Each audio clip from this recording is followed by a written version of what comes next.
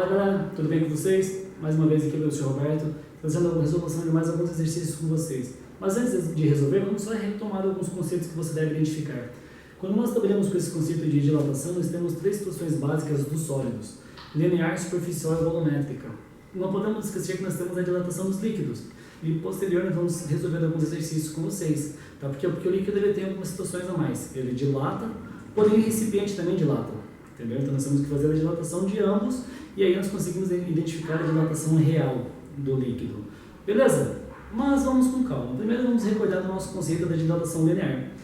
O que vem a ser a nossa dilatação linear? Quando ele dilata de forma no comprimento apenas, tá? Então eu tenho um fio que ele tem, primeiro, um comprimento inicial. São algumas coisas que eu tenho, que eu preciso identificar, porque a partir deles eu consigo identificar qual é a minha relação matemática. Preciso descobrir qual é o meu comprimento inicial. Geralmente eu consigo medir isso, consigo mensurar esse valor. Pego uma trena, uma fita métrica, um taquímetro, qualquer coisa eu consigo identificar esse valor. Certo? E aí, o que eu vou fazer? Tenho o valor do meu conhecimento, do meu material, o comprimento do meu material. Lembrando, o L é porque vem do inglês, né? Length. Então, o L vem do inglês. Tá? Então, eu tenho o comprimento inicial. Essa minha barra, por mais que ela tenha duas dimensões, a espessura dela é algo desprezível. Tá? Por esse motivo, nós trabalhamos considerando apenas o linear. Com esse tamanho inicial, eu preciso saber do quê? Do que ele é feito. Esse do que ele é feito é chamado de alfa. Alfa, o que é o alfa? É o nosso coeficiente de dilatação, de que forma? Linear. Coeficiente de dilatação linear. Cada material tem o seu coeficiente de dilatação linear. E com isso, claro, eu consigo identificar a unidade de medida já, consigo encontrar alguns valores a mais com vocês. Beleza? Bom, já sei meu coeficiente de dilatação linear. Já sei o comprimento inicial, sei do que é feito o material. Para que ele dilate, eu preciso ter o quê? Um aumento de temperatura, certo? Então eu preciso saber qual é a minha temperatura final e qual é a minha temperatura inicial. Lembrando que esse corpo ele pode tanto dilatar como ele pode comprimir. Beleza? Então aqui, ó, se eu quero saber o quê?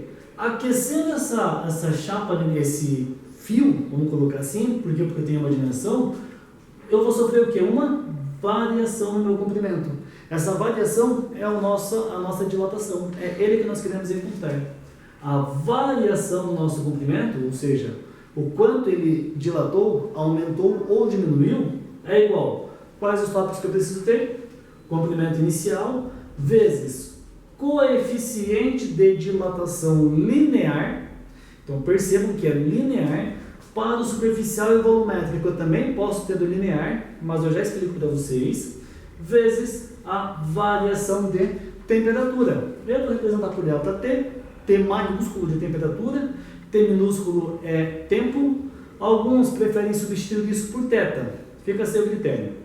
Beleza? O que você não pode esquecer? Que aqui eu tenho um delta. E o que o delta me representa nos conceitos físicos? Variação. Então esse delta T significa o quê? Temperatura final menos temperatura inicial. Beleza?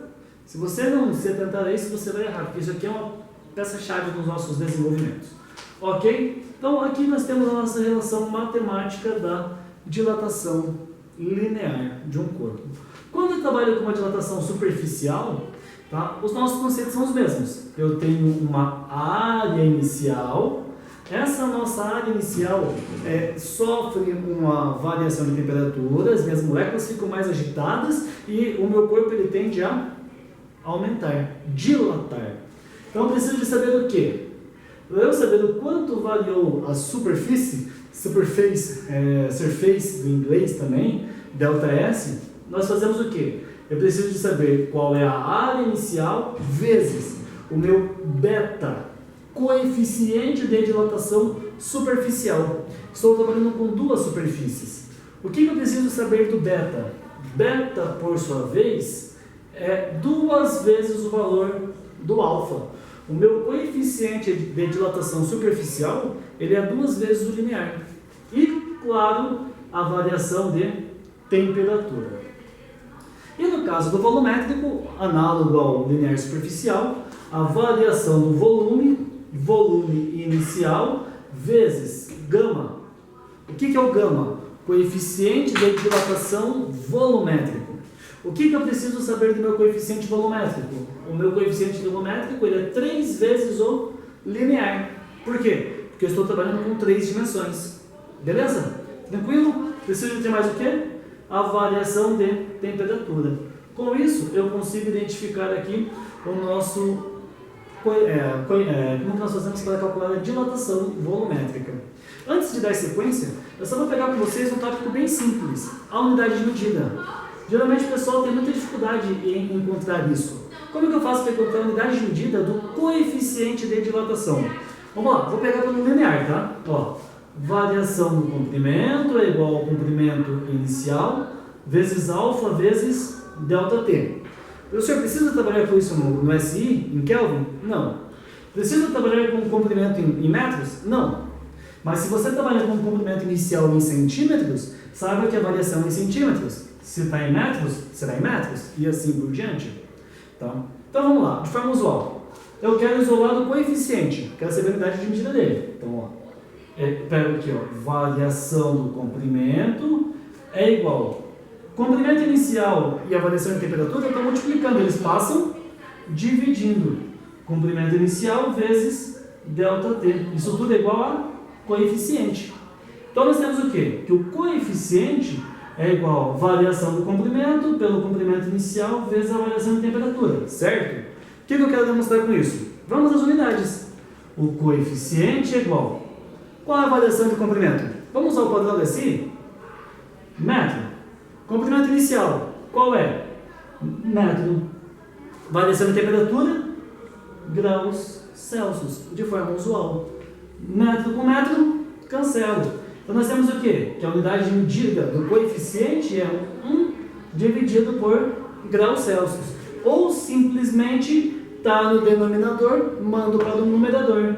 Graus Celsius elevado a menos 1. Então sempre que aparecer para você isso, saiba que nós estamos trabalhando com uma unidade usual. Pode aparecer grau Kelvin elevado a menos 1? Pode. Aí você tem que saber que a temperatura está no SI.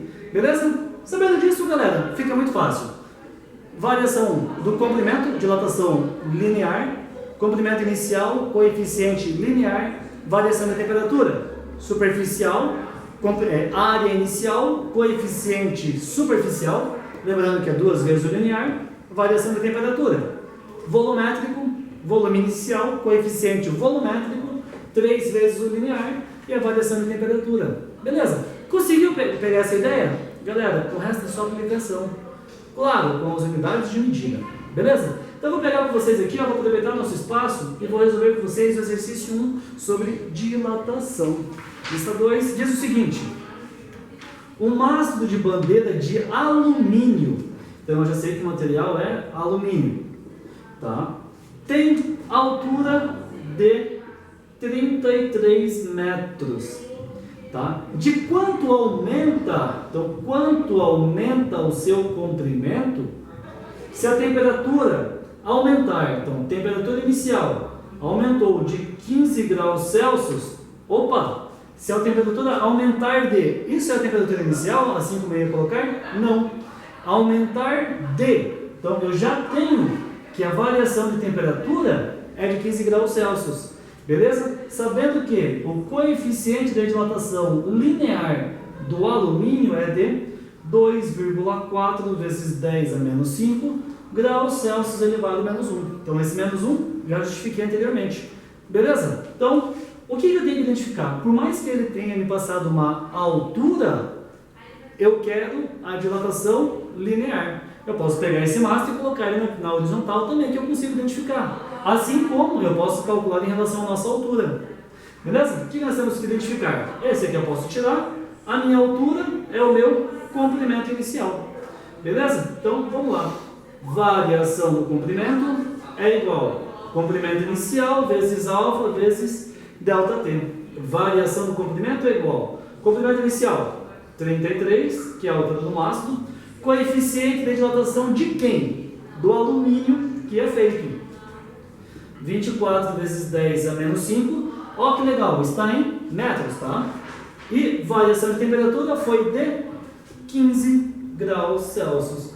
Logo, a variação do meu comprimento, já fiz anteriormente, 33 vezes 24 vezes 15, 1188 vezes 10 a menos 5. Isso foi a variação do meu comprimento. Está em qual unidade de medida? Inicialmente, o meu mastro estava em metros. Consequentemente, essa variação do comprimento também está em metros. Fazemos o que agora? Vou transformar em decimal e vou organizar. Por quê? Porque o enunciado ele passou a resposta em centímetros. Posso fazer a conversão? Posso. Assim como o enunciado poderia passar isso em centímetros. Assim como eu poderia, antes de trabalhar com ele em metros, poderia converter em centímetros. Entendeu? Entendeu a ideia? Pega a ideia inicial. Se está em metros, a resposta será em metros. Se está em centímetros, será em centímetros. Porém, posso fazer a conversão. Isso aqui, então, variação do comprimento é igual. Posso transformar direto isso em metros, posso transformar isso aqui direto em centímetros. Vou fazer o seguinte, vou transformar em decimal. Volta 5, né? 1188, volta 1, 2, 3, 4, 5. 0,0018 metros. Variação do comprimento. 1 metro são quantos centímetros? 100. Anda 2 casinhas para frente. 1, 2, 1,1 centímetro. Beleza? Simples, né? Mas de qualquer forma, surgiu qualquer tipo de dúvidas, não tenha vergonha. Traga para nós que nós iremos procurar a forma mais objetiva de auxiliar vocês. Beleza? Um forte abraço e até o próximo exercício. Até mais.